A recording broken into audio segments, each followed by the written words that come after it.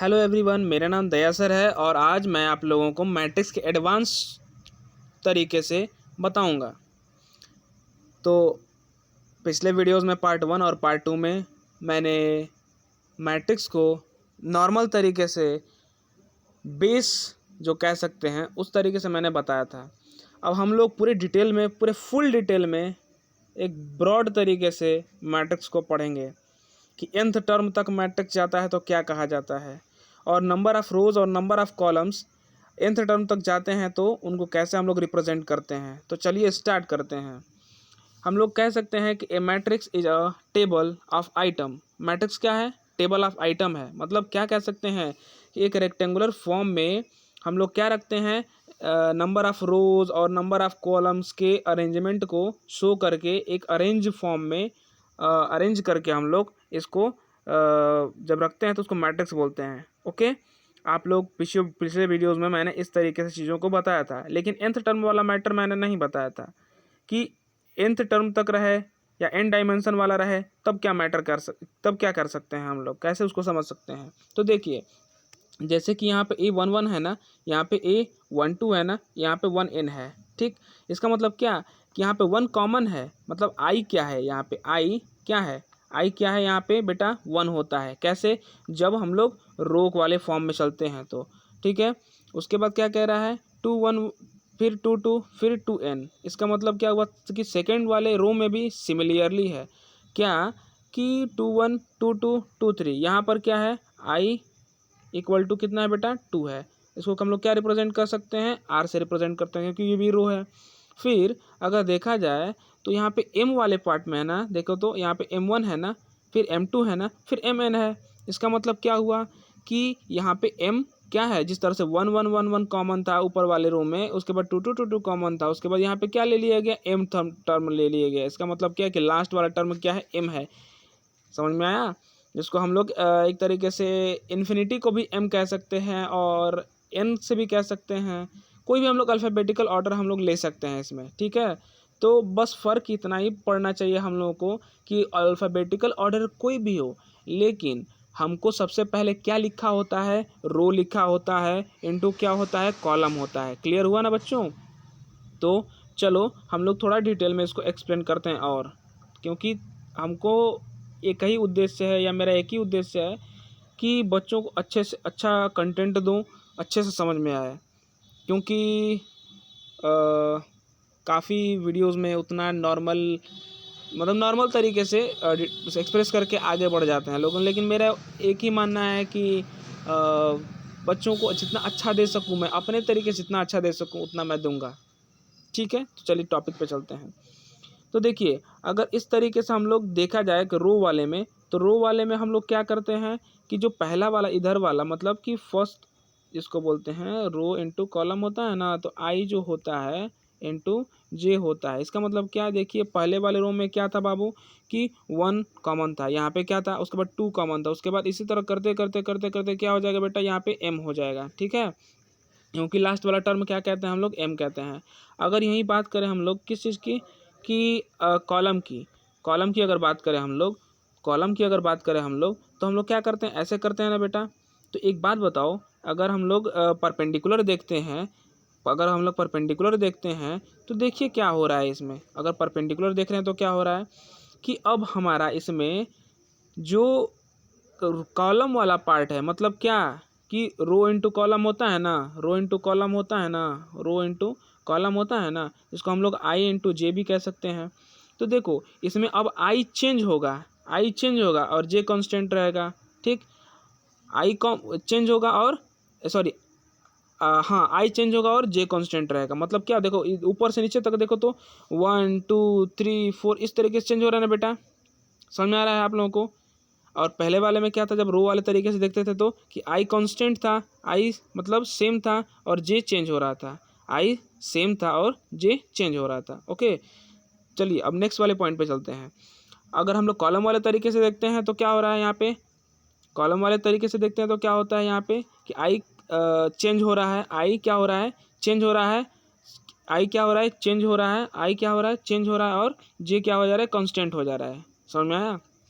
Column वाले तरीके में जे चेंज हो रहा है, सॉरी जे कांस्टेंट है और आई चेंज हो रहा है। देखो यहाँ पे 1 1 1 1 नीचे से ऊपर तक है ना, यहाँ पे 2 2 2 2 नीचे से ऊपर तक है ना, यहाँ पे 3 3 3 इस तरह से करते करते n n n ऊपर से नीचे तक है ना। इसका मतलब हमको साफ क्लियर समझ में आ गया ये बात कि जब हम लोग रो को देखते हैं, तो उसमें क्या होता है, जब हम लोग रो को देखते हैं तो उसमें क्या होता है कि हमारा आई वाला पार्ट क्या होता है, फिक्स हो जाता है, जे वाला पार्ट बदलता है। ठीक है, अगर हम लोग कॉलम को देखते हैं तो हमारा जे वाला पार्ट फिक्स हो जाता है और क्या बदलता है, आई चेंज होता है। देख लो, कॉलम वाले में ऊपर से नीचे तक 1 2 3 4 हो रहा है ना, और रो वाले में क्या होता है, इस तरीके से जब हम लोग देखते हैं तो क्या होता है, बताओ। तो चलिए, अगर जो लोग सोच लिए हैं या आंसर या जो मेरी बातों का आंसर अपने मन में समझ लिए हैं तो ठीक है। जो लोग नहीं समझ पाए हैं तो मैं उन लोगों को बताना चाहता हूँ कि अगर हम लोग रो वाले तरीके से देखते हैं तो उसमें आई हमारा क्या होता है, फिक्स हो जाता है। ठीक, अगर हम लोग कॉलम वाले तरीके से देखते हैं तो उसमें क्या हो जाता है, हमारा जे फिक्स हो जाता है। क्लियर है ना, मतलब कि जे 1 रहेगा तो 1 ही 1 चलेगा अगर कॉलम वाले में देखते हैं तो। अगर हम लोग रो वाले तरीके से देखते हैं तो उसमें क्या हो जाएगा, आई फिक्स हो जाएगा। मतलब आई क्या रहेगा, 1 1 1 1 1, मतलब क्या होगा, इसका मतलब शुरू वाला फिक्स हो जाएगा, स्टार्टिंग वाला जो नंबर है वो फिक्स रहेगा रो को देखेंगे तो। और जब कॉलम को देखेंगे तो हमारा क्या होगा, दूसरा वाला जो एन वाला पार्ट है तो वो क्या हो जाता है, हमारा फिक्स हो जाता है। क्लियर समझ में आया ना बच्चों आप लोगों को? ठीक है, हमें लगता है कि मैं आप लोगों को अच्छी तरीके से समझा पा रहा हूँ। तो प्लीज़ मेरे वीडियोज़ को ज़्यादा से ज़्यादा तक शेयर कर सकते हैं क्या, ताकि और सब बच्चे अच्छा कंटेंट ले सकें। चलिए अब नेक्स्ट टॉपिक पे चलते हैं, जिसको क्या कहते हैं, स्क्वायर मैट्रिक्स। बाबू, स्क्वायर मैट्रिक्स के बारे में हम लोग क्या समझ सकते हैं कि जितने भी स्क्वायर होते हैं उनका सारा साइड सेम होता है ना। हम लोग मैथमेटिक्स में यही ना पढ़ते हैं कि जितने भी स्क्वायर होते हैं उनका सारा साइड सेम होता है। मतलब अगर 2 है तो चारों साइड 2 2 2 2 होगा, अगर 3 है तो चारों साइड 3 3 3 3 होगा, अगर 4 है तो चारों साइड 4 4 4 4 होगा, है कि नहीं। इसका मतलब क्या हुआ कि ए मैट्रिक्स, देखो क्या लिखा हुआ, a matrix with equal number of rows and column. मतलब क्या हुआ कि यहाँ पे 2 × 2 है ना बेटा, मतलब क्या होगा, m × n, तो क्या हो गया, m भी 2 है और n भी 2 है। देखो तो बेटा 2 × 2 है ना, इसका मतलब m भी 2 है और n भी 2 है। इसका मतलब क्या कह सकते हैं, i भी 2 है और j भी 2 है। ठीक है, मतलब रो भी 2 है और कॉलम भी 2 है। क्लियर हुआ बेटा आप लोगों को? ठीक है, अब आइडेंटिटी मैट्रिक्स पढ़ते हैं। मैं आइडेंटिटी मैट्रिक्स में मैंने क्या बताया था कि जिसका डायगोनल एलिमेंट केवल और केवल क्या हो, 1 हो। ठीक है, आइडेंटिटी मैट्रिक्स में मैंने क्या बताया था, जिसका डायगोनल एलिमेंट 1 हो। इसका मतलब यही ना डायगोनल एलिमेंट है बेटा, तो यही ना 1 है कि नहीं। और नॉन डायगोनल एलिमेंट क्या होता है, 0 होता है। समझ में आया? तो इसी में देखो क्या लिखा हुआ है कि a square matrix whose element in the main diagonal are 1 and rest of element are 0। Clear हो गया ना, मतलब मेन डायगोनल वाला क्या हो जाएगा, केवल 1 हो जाएगा, और जो नॉन डायगोनल होता है वो क्या हो जाता है, 0 हो जाता है। क्लियर हुआ आप लोगों को ना बच्चों? हमको उम्मीद है सबको अच्छे से समझ में आ रहा होगा। चलो अब देखो एक बार, एक यहाँ पे एग्जांपल था इसी का, मैट्रिक्स का। तो देखो इसमें कितने कॉलम्स थे बेटा, तो 1 2 3 4, ये कॉलम वाला नीचे मैटर लिखा हुआ है ना। कितने रोज थे बेटा, तो 1 2 3 रोज था ना बेटा। सबको समझ में आ गया ना? इसका मतलब क्या हो गया कि यहाँ पे 3 × 4 का है, मतलब कि m × n, मतलब कि i × j। इसका मतलब क्या कि i बराबर m बराबर 3 है और यहाँ पे j बराबर n बराबर 4 है। क्लियर हुआ, समझ में आया ना? इसका यहाँ पे लिखा हुआ है i बराबर m बराबर 3 है और j बराबर n बराबर 4 है। क्लियर हुआ सबको? आपको सबको समझ में आ रहा है ना बच्चों?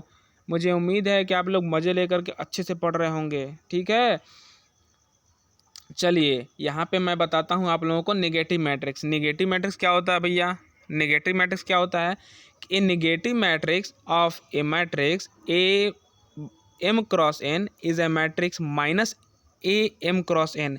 मतलब कि अगर 2 × 2 का मैट्रिक्स है ना बेटा, तो क्या होगा, अगर मान लो यहाँ पे 2 -1 -5 +5 है, मतलब 2 -5 माइनस 2 -1 -5 और +5 अगर है तो उसी का सीधे उल्टा हो जाएगा बाबू, कि जो माइनस वाला है वो प्लस में हो जाएगा, जो प्लस वाला है वो माइनस में हो जाएगा। इसका मतलब क्या हुआ कि अगर हम लोग यहाँ पर माइनस का मल्टीप्लाई अप्लाई कर रहे हैं, अगर किसी भी मैट्रिक्स अगर हम लोग निगेटिव मैट्रिक्स निकाल रहे हैं तो जो प्लस वाला होता है वो माइनस हो जाता है, जो माइनस वाला होता है वो प्लस हो जाता है।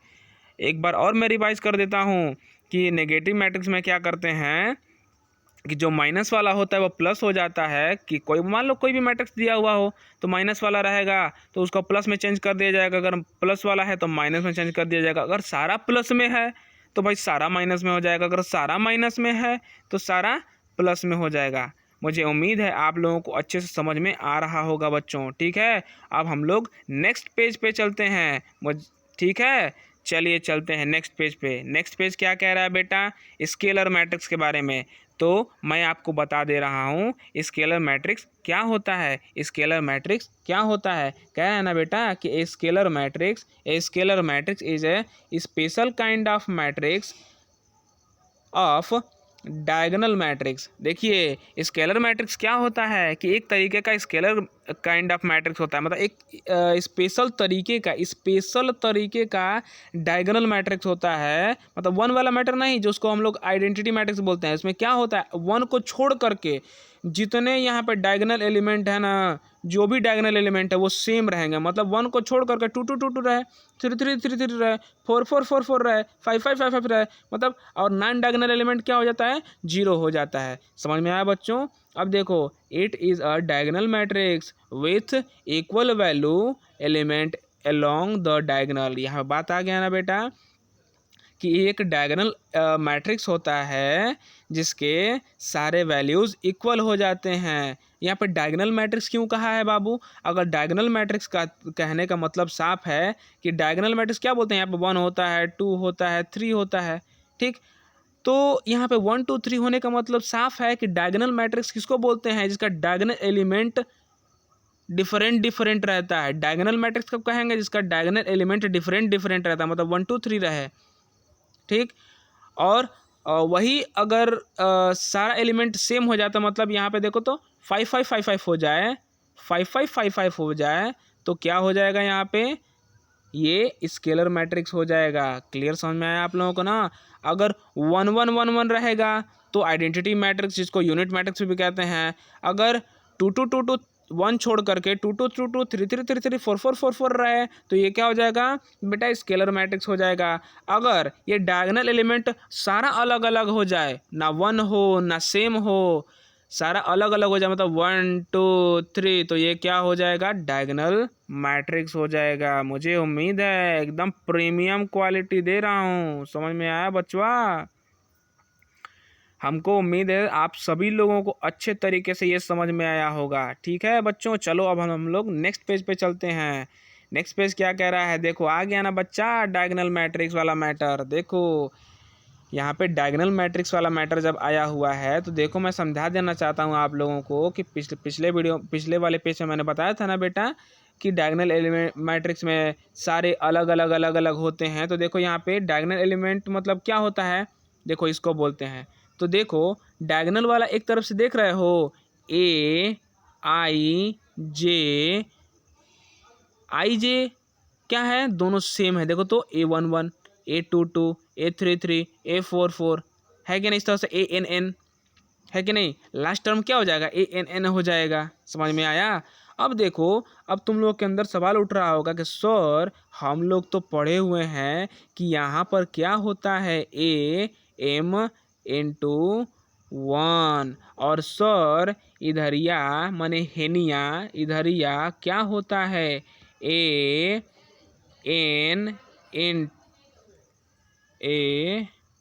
रुक जाओ, अरे भैया 1 × n होता है ना बेटा। देखो तो इस तरीके से होता है ना। अगर हम लोग रो को देखें तो A1 × n होता है, मतलब 1 मतलब क्या होता है, i यहाँ पे फिक्स हो गया है। और अगर हम लोग कॉलम को देख रहे हैं, ऊपर से नीचे की तरफ आ रहा है, मतलब कॉलम को देख रहे हैं, तो यहाँ पे क्या हो जा रहा है, यहाँ पे क्या हो जा रहा है, बताओ बताओ। यहाँ पे जे जो है वो फिक्स हो जा रहा है और एम क्या है, चेंज हो रहा है। और रो वाले को अगर देख रहे हैं तो 1 मतलब आई फिक्स हो जा रहा है, आई फिक्स हो जा रहा है और क्या हो रहा है, जे चेंज हो रहा है। आई फिक्स हो जा रहा है और जे वाला चेंज हो रहा है। और अगर कॉलम को देखते हैं तो इसमें बार बार पीछे वाला मैटर रिपीट कर रहा हूँ। अगर कॉलम को देखते हैं तो इसमें एम चेंज हो रहा है और जे फिक्स हो जा रहा है।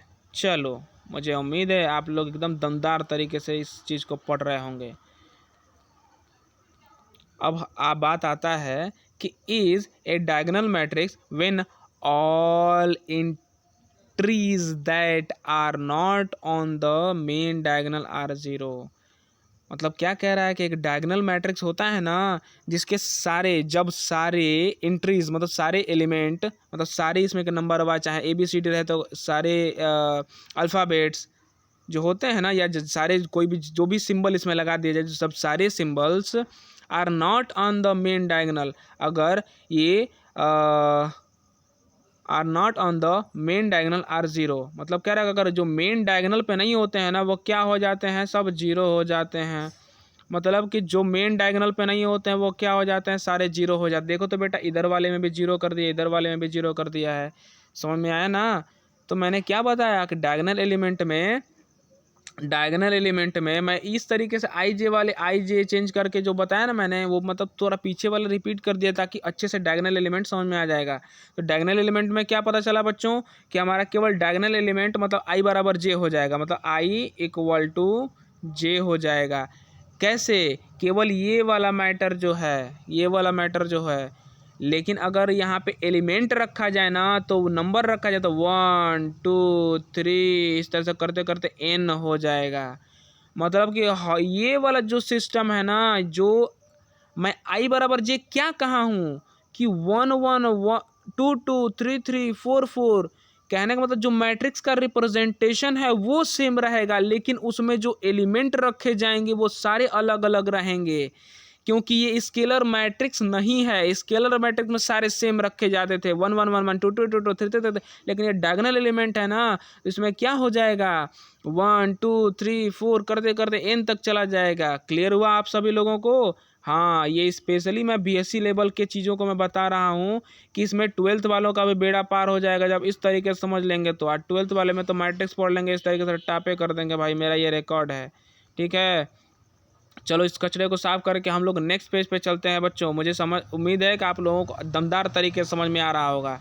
चलो ये देखो आ गया, कैसे हम लोग ऐड करते हैं, कैसे हम लोग सब्ट्रैक्ट करते हैं। तो पहले एक बार और मैट्रिक्स को रिवाइज करा देता हूँ आप लोगों को। ये मैट्रिक्स रेक्टेंगुलर एरे या अरेंजमेंट, हम लोग एक मैट्रिक्स को क्या कहते हैं, एक रेक्टेंगुलर अरेंजमेंट होता है। किसका, रो और कॉलम का। कितने रो हैं, 2 रो हैं। कितने कॉलम हैं, 3 कॉलम है। तो डायमेंशन कितना हो जाएगा बेटा, 2 इंटू 3, डी बराबर 2 इंटू 3 होगा ना। मैंने बताया था पिछले वीडियोस में डायमेंशन कैसे निकालते हैं कि number of rose into number of columns. बिना खाए हुए डकार आ रहा है। चलो बच्चों, अब आगे हम लोग बढ़ते हैं अगले पॉइंट पे। अगला पॉइंट क्या कह रहा है कि मैट्रिक्स ए, जिसको हम लोग इस तरीके से लिखते हैं, ठीक है। तो 6 - 2 - 1 - 2 6 2 - 1 - 2 0 5, मतलब 6 2 -1 -2 0 5। This matrix has 2 rows and 3 columns, so it is 2 cross 3 matrix. मतलब कितने क्रॉस कितने का मैट्रिक्स है, तो 2 क्रॉस 3 का मैट्रिक्स है। इसका मतलब कि यही हमको क्या बोल सकते हैं, इस तरह डायमेंशन भी बोल सकते हैं कि 2 क्रॉस 3 का डायमेंशन है। समझ में आया, क्लियर हुआ ना। चलिए अब हम लोग ऐड करना सीखेंगे। हम लोग क्या सीखेंगे बच्चों, ऐड करना। तो कैसे किसी मैट्रिक्स को ऐड करते हैं, तो टू ऐड, या हम लोग ऐड करना भी सीखेंगे और सब्ट्रैक्ट करना भी सीखेंगे। तो ऐड करने के लिए क्या करते हैं बच्चों, जस्ट ऐड और सब्ट्रैक्ट द करस्पॉन्डिंग एंट्रीज। मतलब क्या कह रहा है बाबू यहाँ पे कि हम लोग क्या करते हैं, नॉर्मली इस तरीके से रो को रो वाले में जोड़ देते हैं। ठीक है, इस तरीके से हम लोग क्या करते हैं, ऐड कर देते हैं। समझ में आया? क्लियर हुआ ना आप लोगों को बच्चों? हमको उम्मीद है आप सभी लोगों को ब्रांडेड तरीके से समझ में आ रहा होगा। चलिए थोड़ा इस कचरे को हटा करके अच्छे से पॉइंट को हम लोग ऐड कर देते हैं।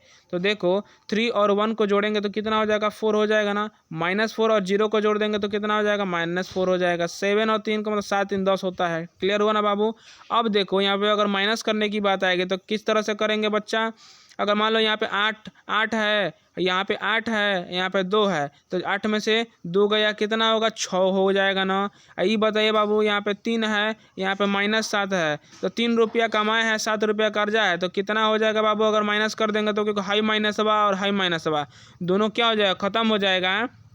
ये माइनस और 7, -7 का माइनस, तो माइनस प्लस होता है ना, तो 7 और 3 की यहाँ पे 10 नहीं होगा। आए फिर देखो दूसरे रो में देखें तो 4 होता है और 6 है, 4 है और 6 है, तो 4 और 6 कितना हो जाएगा बेटा, अगर 4 में से 6 को माइनस कर देंगे तो, क्योंकि देखो पहले 4 है, 4 रुपया कमाए हैं और 6 रुपया कर्जा है, तो कम जितना कमाए हैं अगर दे देते हैं तो 2 रुपया कर्जवा तो रहिए ना जाएगा, है कि नहीं। अब देखो 0 है और -1 है, तो ये बताओ ये -1 और ये -1 दोनों माइनस में प्लस हो जाएगा ना बेटा, तो यहाँ पे +1 हो जाएगा ना। आपको अच्छे तरीके से समझ में आया ना, है कि नहीं। अगर नहीं समझ में आया तो पीछे बैक करके आप देख सकते हो, बार बार देख सकते हो। इसके लिए कोई वो नहीं है, बॉन्ड नहीं है बेटा, क्योंकि हमारा उद्देश्य ही है कि आपको बेटर नोट्स दे, बेटर नॉलेज दे, बेटर तरीके से समझाएं। ठीक है, चलो अब हम लोग नेक्स्ट टॉपिक पे चलते हैं। उससे पहले मैं आपको रिमेंबर करा देता हूँ कि याद करा देता हूँ कि रो इनटू कॉलम क्या होता है। क्या होता है, एक मैट्रिक्स को मतलब डिफाइन करता है। जब रो और कॉलम को हम लोग मल्टीप्लाई करके और हम लोग रेक्टेंगुलर एरिया में, रेक्टेंगुलर अरेंजमेंट में अगर हम लोग कांस्टेंट को, नंबर को, सिंबल को हम लोग क्या करते हैं, अगर रिप्रेजेंट करते हैं तो वो क्या हो जाता है बेटा, वो मैट्रिक्स कहा जाता है। क्लियर हुआ? मुझे उम्मीद है आप सभी लोगों को धाकड़ तरीके से समझ में आ रहा होगा। ठीक है, आगे चलते हैं नेक्स्ट पेज पे। बेटा देखो ये दमदार नोट्स क्या कह रहा है, थोड़ा सा पलट सकते हो आप लोग, क्योंकि डिटर्मिनेंट मैं इसमें समझाऊंगा। बहुत ही मोस्ट इम्पॉर्टेंट टॉपिक है ये, इसमें से एग्ज़ाम में बहुत सारे क्वेश्चंस पूछे जाते हैं। तो डिटर्मिनेंट क्या होता है, तो कह रहा है बाबू ना कि for every square matrix A I J, मतलब कि हर एक स्क्वायर मैट्रिक्स के लिए ऑफ ऑर्डर एन, वो चाहे एन ऑर्डर का हो। मैं बताया था ना बेटा कि एन ऑर्डर मतलब क्या, कि अगर कोई मैट्रिक्स हो तो A11 इधर क्या हो जाएगा बाबू, A1n, आई नीचे अगर आएंगे तो मतलब रो में जाएंगे तो 1n, मतलब क्या हो जाएगा, 1 फिक्स हो जाएगा, मतलब आई फिक्स हो जाएगा, और क्या होगा, जे चेंज होगा। अगर हम लोग वही कॉलम में आएंगे तो यहाँ पे क्या हो जाएगा बेटा, M1, मतलब क्या होगा यहाँ पे, अब आई चेंज होगा और जे फिक्स हो जाएगा। समझ में आया बच्चा? चलो, तो मेरा बताने का उद्देश्य यही था कि मैं आपको थोड़ा इस डिटर्मिनेंट को दमदार तरीके से समझाऊं। क्लियर है मैं जो बता रहा था आपको, है कि नहीं? क्लियर है ना आप लोगों को? चलिए हम लोग इसमें एवोल्यूशन को समझेंगे, मतलब कैसे हम लोग ऑर्डर को, 1 ऑर्डर को, 2 ऑर्डर को, 3 ऑर्डर के डिटर्मिनेंट को कैसे हम लोग सॉल्व करते हैं, कैसे हम लोग उसको उसका रिजल्ट निकालते हैं। तो देखो बेटा, सबसे पहले यहाँ पे एवोल्यूशन का मतलब ही होता है हम लोग को सॉल्व करना है डिटर्मिनेंट को। तो देखो पहला ऑर्डर का है, मतलब कि उसमें एक ही क्या है, क्या है, एलिमेंट है। मतलब कि एक 1 ऑर्डर का है, मतलब 1 क्रॉस 1 जिसको बोलते हैं ना, 1 × 1, तो एक ही उसमें एलिमेंट है, तो उसका सिंपल डिटर्मिनेंट क्या हो जाएगा, ए हो जाएगा। अब देखो बेटा, पहले वाले में ब्रैकेट का मॉडल कुछ अलग है और दूसरे वाले में ब्रैकेट का मॉडल कुछ अलग ही है। इसका मतलब क्या, कि पहले ए दरवाजे के अंदर नहीं था और इक्वल टू के बाद क्या था, ये ब्रैकेट का मॉडल दूसरा था। अब उसको जो भी ब्रैकेट बोलते हैं उसको थोड़ा आप लोग जानते होंगे। तो देखो अब ये जो है ए, अब क्या हो गया, ब्रैकेट के, अब सॉरी मॉड के अंदर चला गया, इसको मॉड के अंदर चला गया। उसको हम लोग मॉड के अंदर जाने का मतलब क्या होता है, डिटर्मिनेंट बोलते हैं। तो डिटर्मिनेंट मतलब पहले क्या था, नॉर्मल कोई 1 ऑर्डर का मैट्रिक्स था, अगर उसका डिटर्मिनेंट निकालने लगे हम लोग तो मॉड लगा करके उस एलिमेंट को मॉड के अंदर हम लोग लिख के और उसको सॉल्व करते हैं। तो वन ऑर्डर का है तो भाई कोई मैटर ही नहीं है, सीधे उस ऑर्डर उस कांस्टेंट को या एक जगह पे कोई नंबर रहेगा उसको या एक जगह पे कोई सिंबल रहेगा उसको हम लोग नॉर्मली इस तरह से लिख देंगे। लेकिन अगर टू ऑर्डर का आता है तो बेटा देखो दो ऑर्डर वाला कैसे सॉल्व करते हैं, दो ऑर्डर वाला कैसे सॉल्व करते हैं। तो आपका ये नॉर्मल मैट्रिक्स है, ठीक, 2x2 का, कितने क्रॉस कितने का है बेटा, मतलब कि दो रो है और दो कॉलम है, ठीक है, ये वाला I है ये वाला J है, ठीक है। तो दो रोज हैं और दो कॉलम्स हैं। तो इस चीज़ को दूसरे वाले ऑर्डर को कैसे सॉल्व किया जाएगा, तो देखो ध्यान से समझो इस चीज़ को कैसे सॉल्व किया जाएगा। तो देखो सिमिलरली ए को हम लोग क्या कर लेंगे, मॉड में रख लेंगे, उसको हम लोग डिटर्मिनेंट बोलते हैं। तो इसके एलिमेंट को भी हम लोग अब मॉड में रख लेंगे जिसको डिटर्मिनेंट बोलते हैं। डिटर्मिनेंट फाइंड आउट भी तो कर रहे हैं उसी ऊपर वाले मैट्रिक्स का। तो हम सारे एलिमेंट्स को सेम रख देंगे और क्या करेंगे, क्रॉस मल्टीप्लाई कर देंगे। तो क्रॉस मल्टीप्लाई में क्या करते हैं, तो पहला वाला ये होता है दूसरा वाला ये होता है, पहले 1 को रखते हैं उसके बाद दूसरे वाले का रखते हैं। तो देखो एक बार 1 और क्या है 2 है ना, 1 है बेटा और 2 है ना। देखो तो यहाँ पे इसको क्रॉस मल्टीप्लाई कर रहे हैं तो क्या है A11 इंटू A22 को पहले लिखेंगे, उसके बाद A12 इंटू A21 को फिर लिखेंगे और बीच में क्या रख देंगे, माइनस रख देंगे, क्योंकि हमको पहले क्लियर होना चाहिए कि अगर डिटर्मिनेंट निकालते हैं तो वन ऑर्डर का तो कोई मैटर ही नहीं है, सेम उसी सिंबल को, सेम उसी नंबर को, सेम उसी नंबर को या कांस्टेंट को हम लोग रख देंगे। लेकिन अगर सेकंड ऑर्डर को कह रहे हैं, मतलब टू ऑर्डर को कह रहे हैं जिसमें I 2 है और J भी 2 है, मतलब दो रो है और दो कॉलम है, उसका डिटर्मिनेंट निकालने के लिए क्या करेंगे, क्रॉस मल्टीप्लाई करेंगे और क्रॉस मल्टीप्लाई करके क्या कर देंगे, बीच में माइनस लगा देंगे, मतलब कि A11 A22 minus A12 A21। Clear हुआ सबको, आप लोगों को अच्छे समझ में आ रहा है डिटरमिनेंट कैसे सॉल्व किया जाता है। चलिए अब थर्ड ऑर्डर को हम लोग सॉल्व करते हैं, मतलब तीसरे ऑर्डर को सॉल्व करते हैं। आपको ध्यान रखना होगा कि ये बीएससी और 12th वालों के लिए भी है, ठीक है, और जितने भी कॉम्पिटिटिव लेवल के एग्जामिनेशंस होते हैं उसमें शॉर्ट में टिक मारने वाला जो क्वेश्चन दिया जाता है, तो उसमें ये सारे क्वेश्चंस मोस्ट इंपॉर्टेंट है, ये सब आते हैं। इस तरीके की कुछ चीज़ों को पूछा जाता है, कितने ऑर्डर का है, इसका आंसर क्या होगा। यहाँ पे ए के जगह पे क्या हो जाएगा, नंबर को पुट कर दिया जाता है और डायरेक्टली हमको क्या करना पड़ता है, मल्टीप्लाई करके माइनस करके दोनों को निकाल देना पड़ता है, ठीक है। चलो अब देखो यहाँ पे क्या है बेटा, A इक्वल टू 3 ऑर्डर का है, मतलब 3x3 का है, मतलब ये तीन ऑर्डर का है, 3 ऑर्डर का है। क्लियर हुआ ना। तो देखिए अब इसमें क्या करते हैं, ये वाला थोड़ा सा आप लोगों को कंसंट्रेट करना होगा यहाँ पे, कि हम लोग क्या करते हैं कि अगर A11 को रिप्रेजेंट निकालते हैं ना, A11 को अगर फाइंड आउट करना होता है तो क्या करते हैं, A11 को लिखने के बाद, मतलब जो ब्रैकेट में गोले में है उसको लिखने के बाद और जिस तरह से ये जो चीज़ें हैं उसको ढक लेते हैं, फिर इनमें सिमिलरली इस वाले तरीके से हम लोग क्या कर लेते हैं, क्रॉस मल्टीप्लाई कर लेते हैं। तो देखो यहाँ पे लिखा हुआ है ना बेटा, लिखा हुआ है ना इस तरीके से। देखो हम लोग क्या करते हैं, A11 को सॉल्व करने के लिए, डिटर्मिनेंट सॉल्व करने के लिए, देखो ना ध्यान से, यहाँ पे हम लोग लिख लिए हैं ना, A11 को पहले लिख लिए हैं, उसके बाद इधर वाले को ढक लिए हैं, इधर वाले को ढक लिए हैं, मतलब कि उसके रो को, आगे वाले रो को और नीचे वाले कॉलम को ढक लिए हैं उंगली से। उसके बाद क्या लिख लिए हैं, जो ये बचा हुआ है, समझ में आया, जो ये A22 और A33, फिर A23 इंटू A32। क्लियर हुआ। आगे देखो फिर नेक्स्ट वाले पॉइंट पे चलते हैं हम लोग, नेक्स्ट वाले पॉइंट क्या कह रहा है, ध्यान से समझना इस चीज़ को।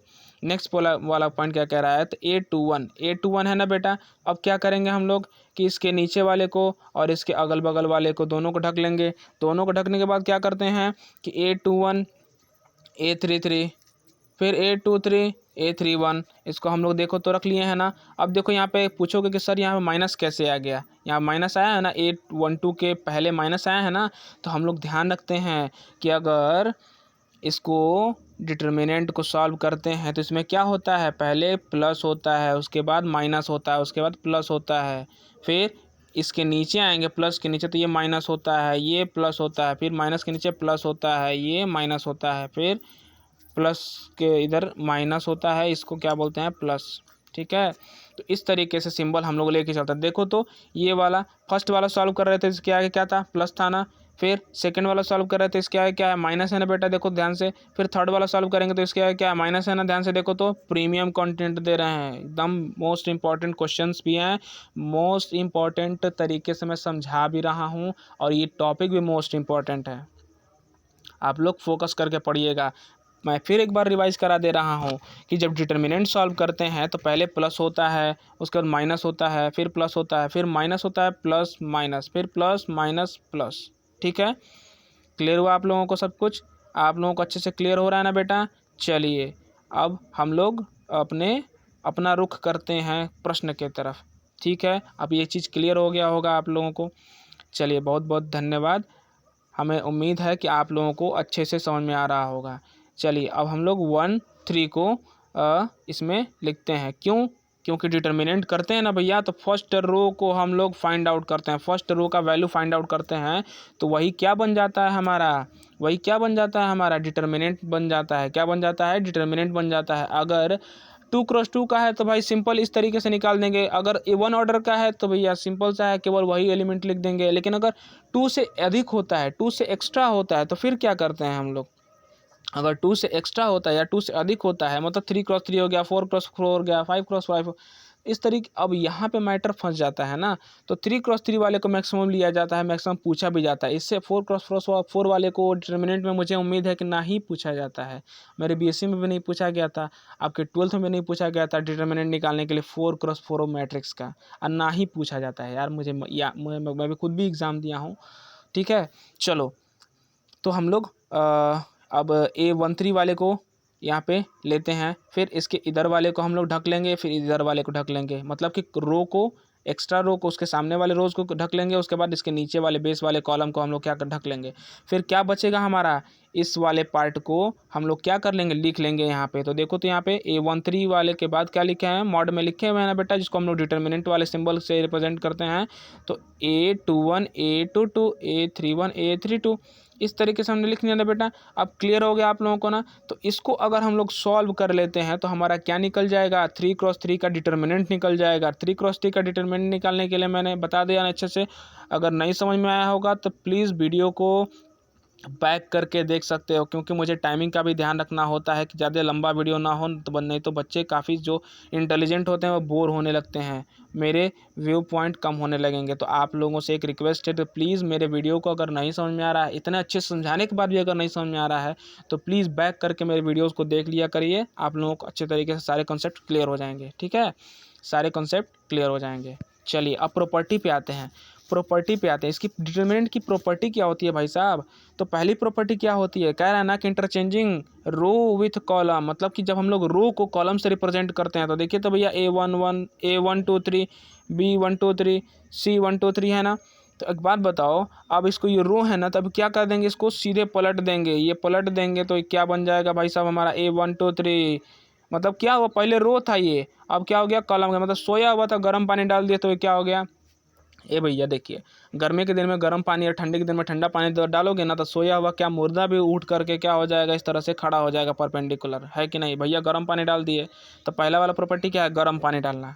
ठीक है, पहला वाला प्रॉपर्टी क्या है, गर्म पानी डालना। तो सारे के सारे उठ करके क्या हो जाएंगे, परपेंडिकुलर हो जाएंगे। मतलब पहले हॉरिजॉन्टल थे, मतलब सोए हुए थे, अब क्या हो गए, खड़े हो गए। तो देखो तो बेटा, ये जो रो है इसका कॉलम बन गया है ना, ये वाला दूसरा वाला भी रो है, दूसरा वाला कॉलम बन गया है ना, तीसरा वाला रो है, तीसरा वाला कॉलम बन गया है ना बेटा। आप लोगों को अच्छे से क्लियरली समझ में आ रहा होगा प्रॉपर्टी 1। मुझे उम्मीद है कि आप लोग कभी नहीं भूलेंगे प्रॉपर्टी 1। मतलब गर्म पानी डाल दिए गर्मी में, तो भैया जब सोए हुए रहेंगे सब के सब उठ करके खड़े हो जाएंगे, मतलब परपेंडिकुलर हो जाएंगे, जिसको वर्टिकल भी बोल सकते हैं। ओके, चलिए अब हम लोग क्या करते हैं, दूसरे प्रॉपर्टी की तरफ चलते हैं। दूसरा प्रॉपर्टी क्या कह रहा है, इंटरचेंजिंग एनी 2 रोज और कॉलम, मतलब क्या कह रहा है कि किसी 2 रोज या 2 कॉलम को, मतलब खाली 2 रोज को या 2 कॉलम के को क्या कर सकते हैं हम लोग, चेंज कर सकते हैं। अब ये नहीं है ना कि मेरे कहने का मतलब कि रो है तो कॉलम में बदल देंगे ना, ये पहला प्रॉपर्टी था।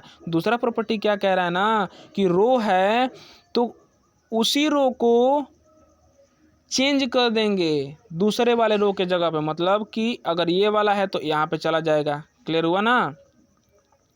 मतलब कि R1 है तो ये R2 के जगह पे चला जाएगा, R2 के जगह पे चला जाएगा बेटा, देखो तो। और ये R2 है तो ये R1 के जगह पे चला जाएगा बेटा। आप लोगों को क्लियर हो गया ना? इसका मतलब क्या कि R1 से R2 में चेंज करने को या R2 से R3 में चेंज करने को, मतलब कौनों दूगो रो को चेंज कर देंगे, या भैया C1 से C2 में चेंज कर देंगे, इस तरीके से बोलते हैं चेंज को, या C2 से C1 में चेंज कर देंगे। समझ में आया ना?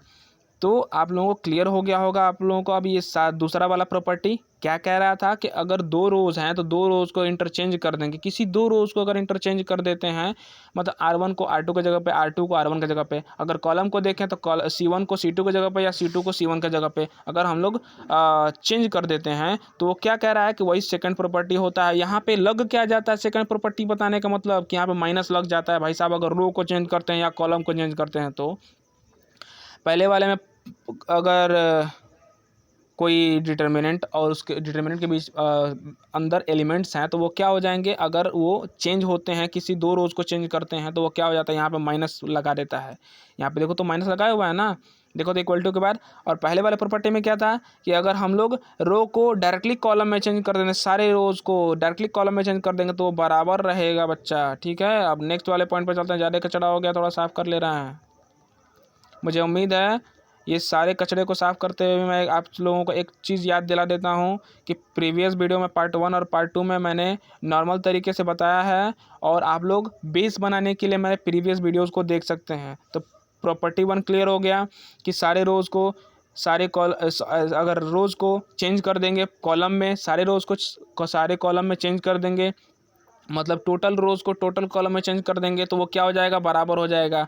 इसमें क्या कह रहा है, किसी दो रोज़ को अगर हम लोग चेंज कर देते हैं उनके प्लेस को, मतलब R1 को R2 की जगह पे और R2 को R1 की जगह पे चेंज कर देते हैं, उसका सिंबल बदल जाएगा। या कॉलम को अगर चेंज कर रहे हैं तो C1 को C2 की जगह पे या C2 को C1 की जगह पर अगर चेंज कर देते हैं वो क्या हो जाएगा, हमारा निगेटिव आ जाएगा। क्यों भैया? क्योंकि ये प्रॉपर्टी है, ये ध्यान रखना होता है। आगे क्वेश्चन में ये प्रॉपर्टी देगा, आप लोगों को याद रखना पड़ेगा बच्चा लोग। अब देखो प्रॉपर्टी 3 क्या कह रहा है कि व्हेन एनी टू रोज और कॉलम आर इक्वल, अगर कि कोई दो रो या दो कॉलम क्या है, इक्वल है, मतलब कोई दो रो या दो कॉलम क्या है, इक्वल है, तो उसका वैल्यू क्या हो जाता है भाई साहब, जीरो हो जाता है। कैसे जीरो हो जाता है कि हम लोग ध्यान रखते हैं, डिटर्मिनेंट वाला मैटर याद करना चाहिए आप लोगों को। डिटर्मिनेंट वाला मैटर आप लोगों को याद करना चाहिए। इस कचरे को साफ करके मैं आपको डिटेल में समझा रहा हूँ ये मैटर क्या कह रहा है। देखिए, व्हेन एनी टू रोज और टू कॉलम आर इक्वल, देखो मान लो कि यहाँ पे 1 2 3 दिया हुआ है, यहाँ पे 1 1 1 1 1 1, ठीक। अगर ये दो क्या है रोज, यहाँ पे रो के पहले बारे में जान लेते हैं कि अगर दो रोज इक्वल दिया हुआ है तो क्या हो जाएगा। अगर हम R2 में से R3 को अगर माइनस कर देंगे, R3 को माइनस कर देंगे तो यहाँ पे क्या हो जाएगा, जीरो हो जाएगा। आइए बताओ, इसका जब डिटर्मिनेंटवा निकालेंगे तो यहाँ पे बचेगा क्या यार, यहाँ पे जीरो में ना बचेगा। अगर इसको भी निकालते हैं तो इस तरह से करेंगे तो यहाँ पे जीरो में ना बचेगा भाई साहब, और साइड साइड में तुम निकाल के देख लो, है कि नहीं। एक बात बताओ, मैं इसको करूँगा तो ये पूरा जीरो हो जाएगा ना। जब जीरो हो जाएगा तो क्या होगा, इसको अगर अगर इसको A11 को निकालेंगे तो सारा मैटर जीरो पे ही आएगा। अगर मान लो A12 को निकालते हैं तो क्या हो जाएगा, इसको हम लोग ढक लेते हैं, इसको ढक लेते हैं तो क्या होता है, इधर भी जीरो इधर भी जीरो, है कि नहीं। अगर वही हम लोग क्या करेंगे, A13 को अगर निकालते हैं, इधर वाले को ढक लेंगे इधर वाले को ढक लेंगे, यहाँ फिर भी तो जीरो ही मिलेगा। तो मतलब क्या हुआ, यहाँ पे जीरो हुआ ना भाई, समझा करो यार। वही मैटर सीधे कॉलम के साथ होता है कि ये भाई साहब भी अगर 1 हो गए पूरे 1 1 1 1, इसको भी हम लोग 1 1 1 1 कर लिए। जैसे देखो मैं कचरा साफ करके अच्छे से बता रहा हूँ।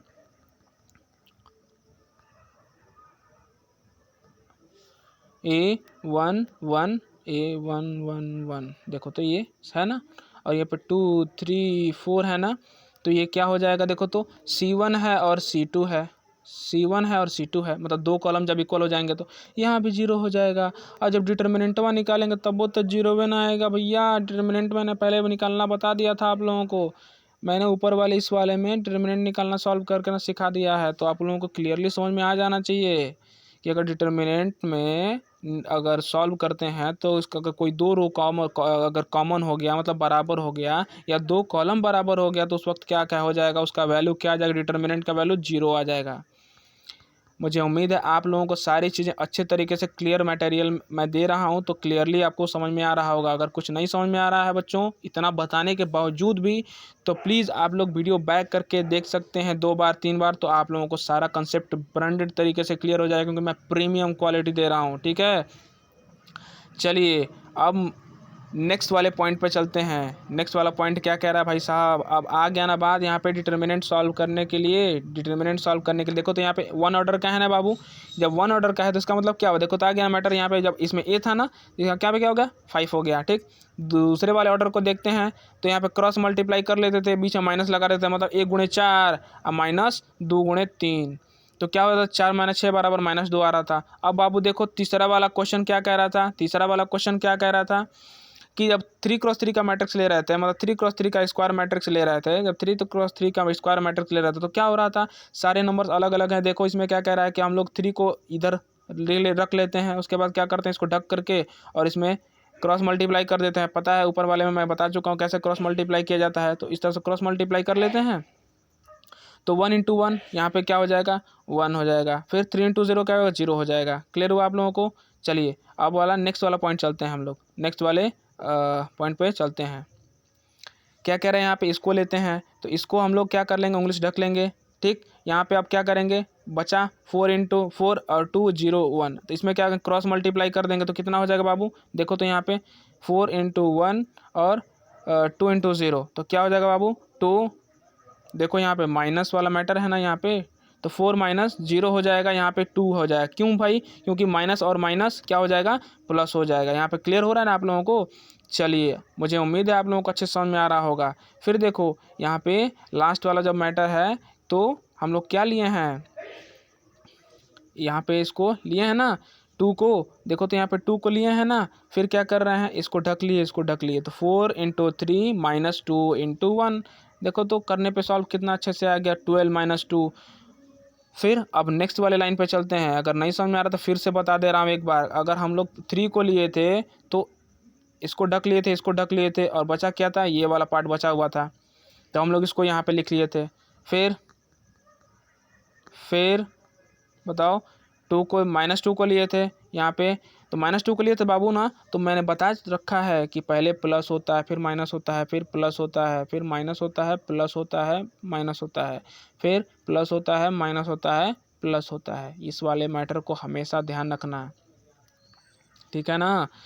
तो यहाँ पे देखो तो पहले प्लस हो गया, उसके बाद माइनस हो गया, पहले प्लस हो गया, उसके बाद माइनस हो गया, उसका फिर प्लस हो गया, प्लस माइनस प्लस, क्योंकि ऊपर वाले रो को हम लोग सॉल्व करते तो हमारा डिटर्मिनेंट निकलता है भाई साहब, ध्यान रखेंगे इस बात को आप लोग, ठीक है।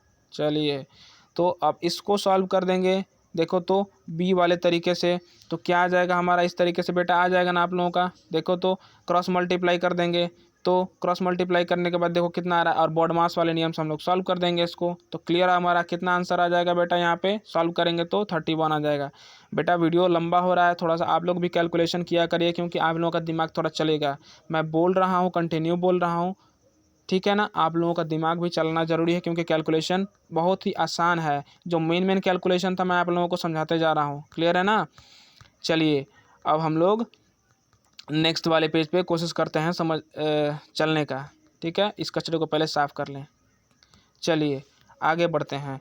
डिटर्मिनेंट निकालने का क्वेश्चन जो है अब इस तरीके से आता है आपका IIT जैम में, BSc के ऑब्जेक्टिव्स में, और 12th में भी आता है ये सारी चीज़ें, ठीक है। तो आप लोगों को मैं बता दे रहा हूँ 2x2 का मैक्सिमम मैट्रिक्स लिया गया है, इसमें केवल और केवल 2x2 का लिया गया है, मतलब 2 गुणे 2 का, मतलब रो भी 2 है और कॉलम भी 2 है। तो ये बताओ बेटा, अगर ये इसका डिटर्मिनेंट निकालना है। ये पहले तो मैट्रिक्स है लेकिन डिटर्मिनेंट निकालना है इसका, तो हम लोग मॉड में रख देंगे। तो मॉड में रखेंगे तो सीधा बात है भैया डिटर्मिनेंट निकालने के लिए कह रहा है, तो सिमिलरली मल्टीप्लाई कर देंगे, इसमें क्रॉस मल्टीप्लाई करेंगे, उसके बाद माइनस कर देंगे, क्रॉस मल्टीप्लाई करेंगे उसका माइनस कर देंगे। फिर दूसरा वाला क्या कह रहा है, देखो तो ध्यान से, -5 × 0, देखो तो यहाँ पे है ना, डिटर्मिनेंट निकालने के लिए कह रहा है। पहले ये मैट्रिक्स था, अब डिटर्मिनेंट निकालने के लिए कह रहा है, तो मॉड में रख देंगे। मैं बार बार इसको रिपीट कर रहा हूँ।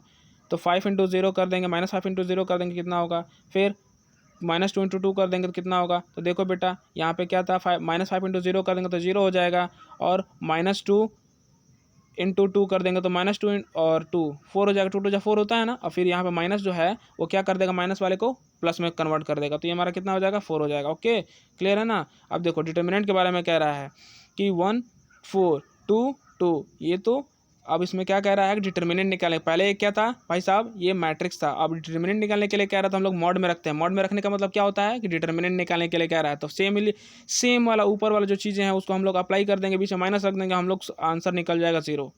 क्लियर हुआ ना। एक क्वेश्चन मैंने इसलिए डायरेक्टली बता दिया कि आप लोग का भी थोड़ा दिमाग चले, है कि नहीं। चलिए अब हम लोग आगे बढ़ते हैं, नेक्स्ट वाले पेज पे चलते हैं, क्योंकि डिटर्मिनेंट निकाला आप लोगों को, मुझे उम्मीद है अच्छे समझ में आया कि मैं कि इसका कई सारे क्वेश्चंस को इसलिए सॉल्व कराया हूँ कि आप लोग एग्ज़ाम पॉइंट ऑफ व्यू से मतलब दमदार तरीके से तैयार रहेंगे। ठीक है, तो जाते जाते मैं आपको नोट दे देता हूँ। नोट में क्या लिखा हुआ है, determinant of matrix can be positive, 0 और नेगेटिव। देखिए यहाँ पे पहले -2 आया था, फिर +4 आया था और 0 आया था। मतलब इसका मतलब क्या है कि पॉजिटिव भी आएगा, नेगेटिव भी आएगा और 0 भी आएगा। मतलब पॉजिटिव नेगेटिव 0 में से कोई भी आ सकता है आपका डिटर्मिनेंट निकालने पर। इसमें कोई बाउंडेशन नहीं है कि भैया पॉजिटिव भी आएगा, नहीं तो भैया नेगेटिव भी आएगा, ना तो भैया 0 भी आएगा, है कि नहीं। चलिए आगे बढ़ते हैं। अब एक सबसे ब्रांडेड और मोस्ट इम्पॉर्टेंट ये भी है, तो क्या कहेंगे भैया, इसको एडिटिव इन्वर्स कहते हैं। एडिटिव इन्वर्स मतलब होता क्या है भाई साहब, कोई मैट्रिक्स दिया रहता है ना, और यहाँ पर अगर प्लस वाले को माइनस कर देते हैं, माइनस वाले को प्लस कर देते हैं, तो वही हो जाता है एडिटिव इन्वर्स। इसका मतलब क्या है कि कोई मैट्रिक्स दिया हुआ है 1 0 2 3 -1 5 अगर दिया हुआ है, उसका हम लोग क्या कर देंगे, अगर आगे माइनस लगा देंगे तो भैया क्या हो जाएगा, जो +1 था वो -1 हो जाएगा।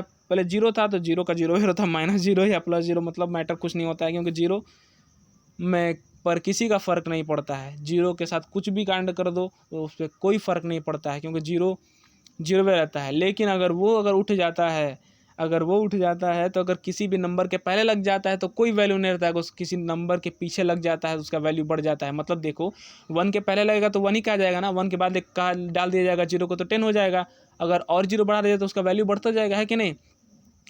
समझ में आया ना आप लोगों को ये चीज़ें। तो आपको additive inverse of matrix clearly समझ में आ गया कि यहाँ पे क्या कह ही रहा है कि a matrix with the same dimension but the entries are exact opposite. मतलब कह रहा है ना कि उसका सेम डायमेंशन होता है but entries are exact opposite. मतलब कि जो इंट्रीज मतलब नंबरवा जो होता है, चाहे सिंबलवा जो होता है, वो सीधे उसका अपोजिट हो जाता है। मतलब यहाँ +a है ना, तो यहाँ -a हो जाएगा। अब -a होगा तो भैया क्या, इस वाले इंट्रीज में माइनस का मल्टीप्लाई हो जाएगा। मतलब माइनस का मल्टीप्लाई होगा तो जो प्लस रहता है उसको माइनस में बदल देता है, जो माइनस रहता है उसको प्लस में बदल देता है। मुझे उम्मीद है कि आप लोगों को अच्छे तरीके से समझ में आ रहा होगा। जितने में मैं वीडियोस अपलोड कर रहा हूँ, ये तीसरा पार्ट है। पहला दूसरा पार्ट मैंने अपने प्लेलिस्ट में डाल दिया है मैट्रिक्स का, जो 12th और BSc लेवल और कॉम्पिटिटिव लेवल का है।